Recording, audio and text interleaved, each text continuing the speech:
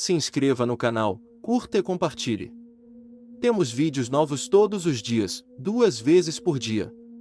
A lenda do Poço Profundo. No vilarejo escondido entre as colinas do Espírito Santo, havia um poço antigo, coberto por musgo e cercado por pedras irregulares. Os mais velhos diziam que ele fora cavado há séculos, mas ninguém lembrava quem o fizera. A água de lá já não era usada, não por estar suja, mas por algo muito pior. As crianças eram advertidas a não brincar por perto. Havia histórias de que, ao olhar fundo demais, o reflexo no espelho d'água não mostrava o rosto da pessoa, mas algo distorcido, como se outra coisa morasse lá embaixo. Muitos achavam que era só uma lenda para afastá-las do perigo de cair.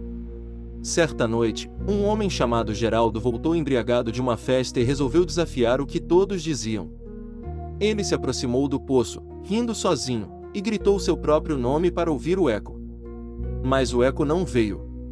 Em vez disso, uma voz arrastada respondeu seu chamado. Assustado, mas curioso, Geraldo se inclinou mais. O ar frio que subia do poço fez sua pele arrepiar. No fundo, 2 luzes vermelhas surgiram, como olhos olhando para ele. Ele deu um passo para trás, mas algo invisível pareceu puxá-lo para frente. No dia seguinte, só encontraram o chapéu de Geraldo ao lado da borda. O corpo nunca foi recuperado.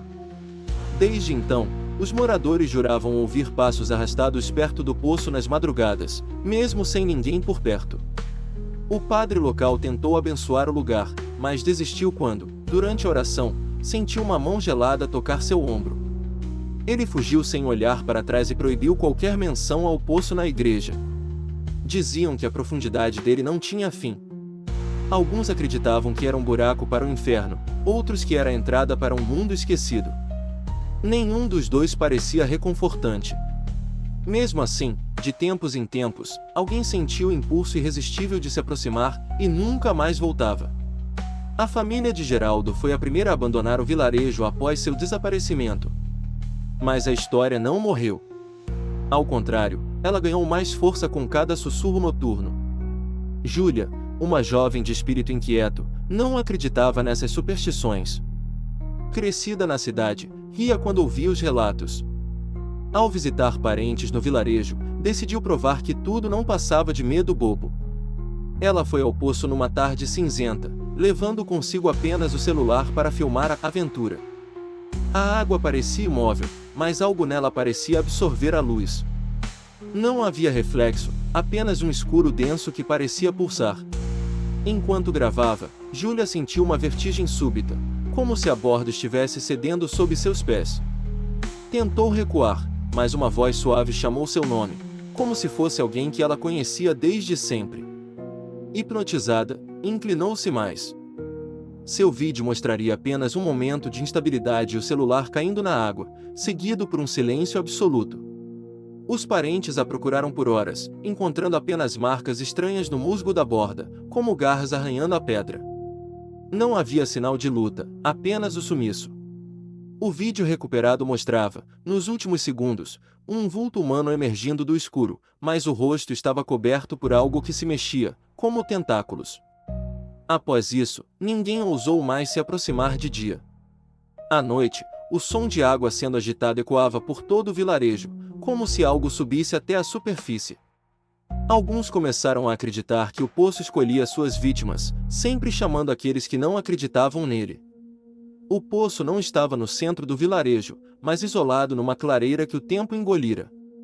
O caminho até lá era estreito, rodeado de árvores retorcidas que pareciam se inclinar para ouvir quem passava.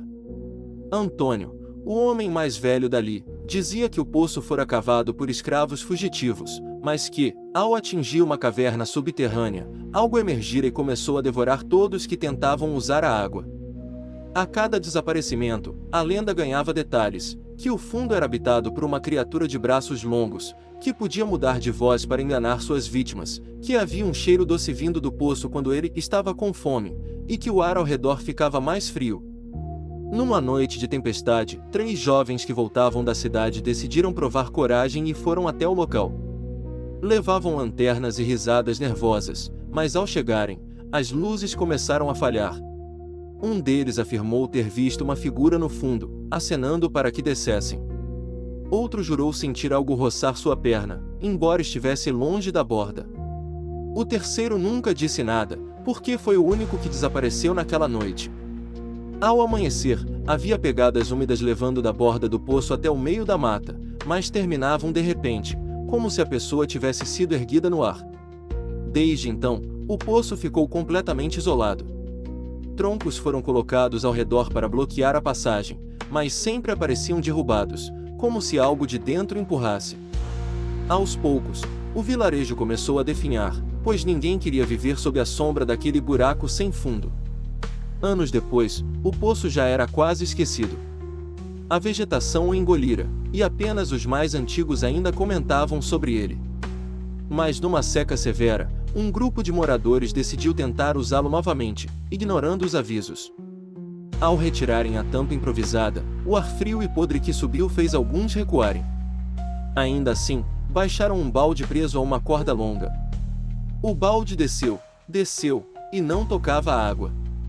Como se o fundo tivesse se afastado. Então, a corda ficou subitamente pesada. Puxaram com esforço, mas o que subiu não era o balde, era um braço pálido e magro, com dedos longos e unhas negras. O pânico foi imediato. Jogaram a corda de volta e recuaram, mas o braço não soltou. Ao contrário, começou a puxar para baixo. 2 homens foram arrastados até a borda antes de conseguirem cortar a corda. Mesmo depois disso, à noite, podiam ouvir batidas secas vindas de dentro, como se alguém batesse contra as paredes de pedra, tentando sair.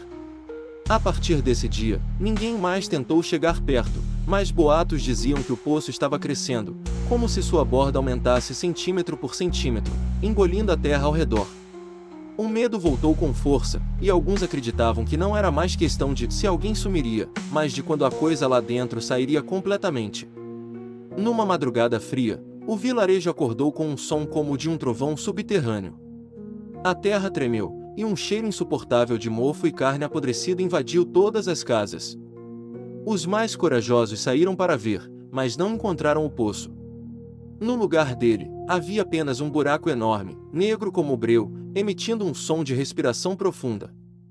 Dizem que quem olhou para dentro viu formas se mexendo, centenas delas, como se fosse um ninho de criaturas aguardando para subir.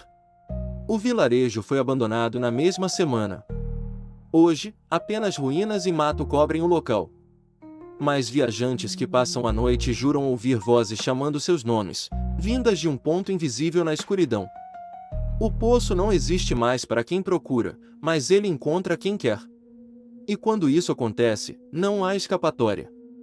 Talvez, em algum lugar no Espírito Santo, haja uma clareira onde o vento sopra frio e o chão parece oco. Talvez, se você ficar em silêncio, ouça um chamado suave vindo debaixo dos seus pés.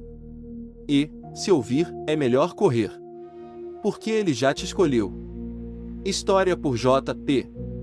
Romano. Se você sente que essa história merece continuar sendo contada, considere nos apoiar no Apoia-se. Com sua ajuda, podemos trazer mais histórias sombrias como esta à tona, explorando os mistérios que assombram nossa imaginação. https://apoia.se/aleatoriode.